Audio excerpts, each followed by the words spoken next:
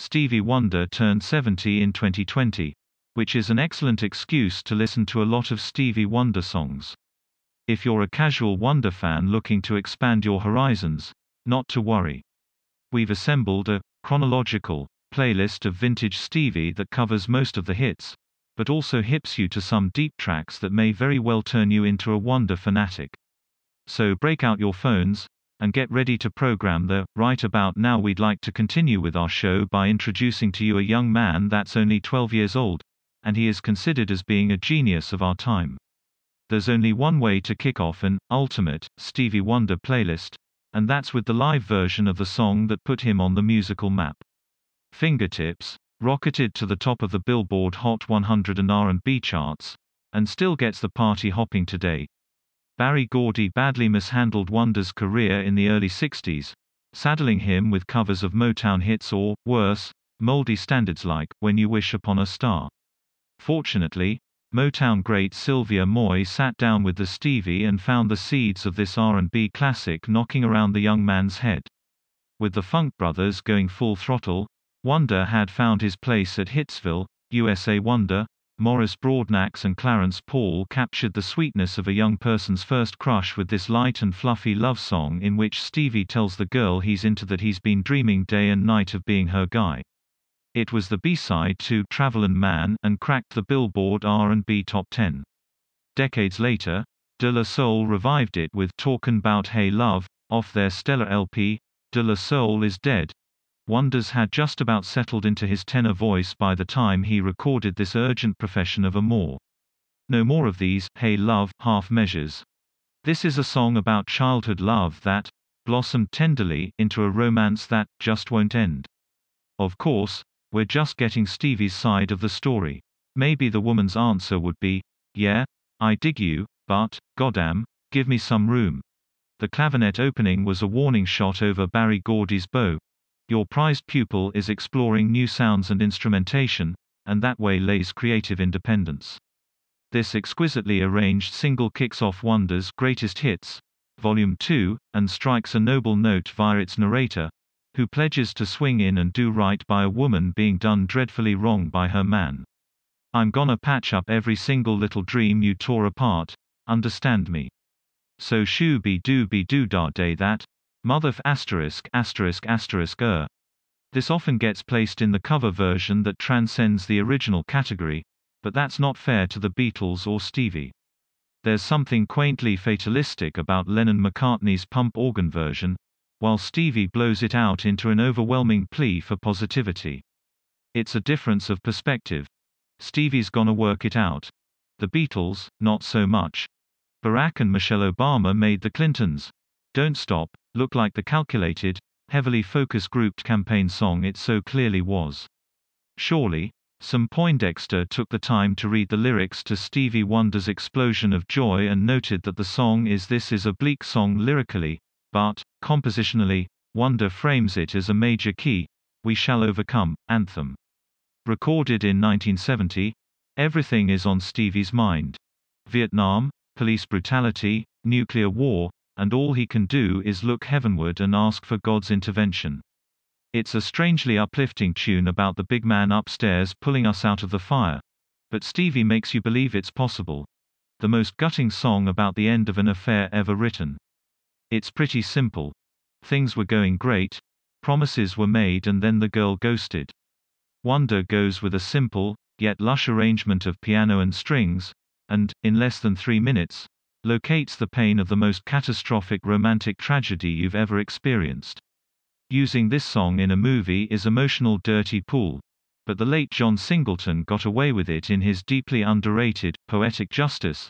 The best song on Music on My Mind sounds innocent until you hit those interludes where Wonder drops into that sinister spoken delivery and tries to get into his girl's pants. He tells her he loves her more than his clavinet, and proposes to take her to see Melvin Van Peebles's Sweet Sweetback's Bardass song, which ain't exactly love story. It's a nasty song about wanting to do the nasty. You a freak, Stevie. A trip through the paranoid mind of a man whose girl has almost certainly left him, which is causing him to spiral out of control. My dreams turn into ashes right in front of my face. How long has she been gone? Did he do anything to drive her away? Immaterial. The voices inside his head, represented by the background singers, have him all wound up. And Wonder drives home with a funky, syncopated chord progression that goes haywire when Ray Parker Jr. kicks in with a wild guitar solo. The Hohner clavinet had been popping up in Wonder's music for a while since the late 60s, but he immortalized the instrument with its usage in this all-timer about the perniciousness of believing in nonsense curses and the like. Jeff Beck collaborated with Wonder on the writing and recording of the song, which might be why it has a more straightforward, in a good way, sizzle than his other hits. Stevie's gift to every desolate soul on this planet.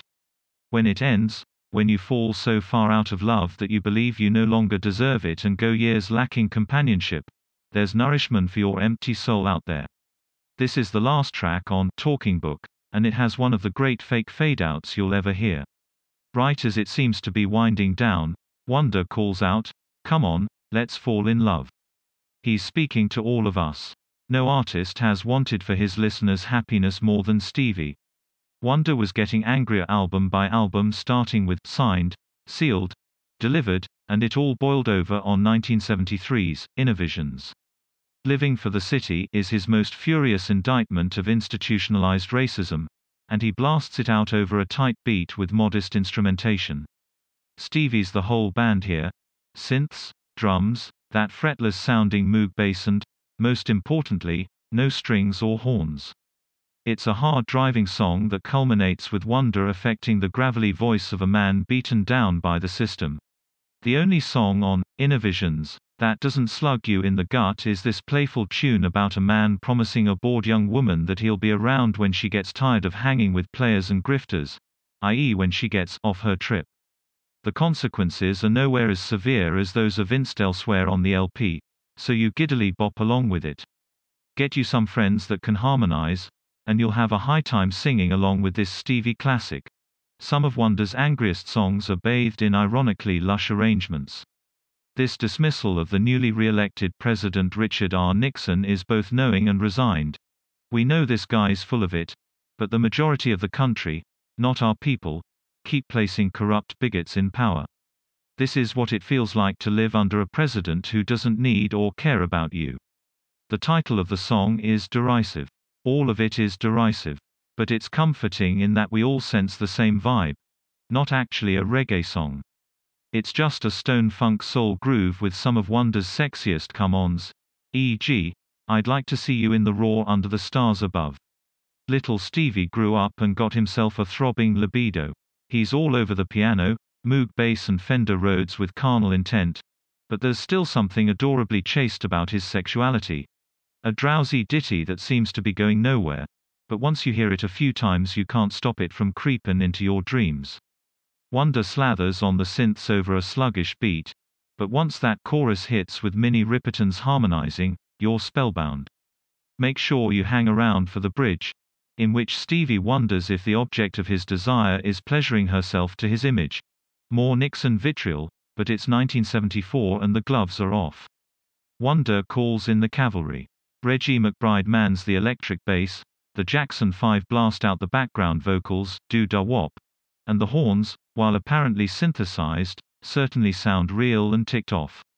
This was a #1 hit on both the Billboard 100 and R&B charts, which reflected the public's opinion of its soon-to-resign president.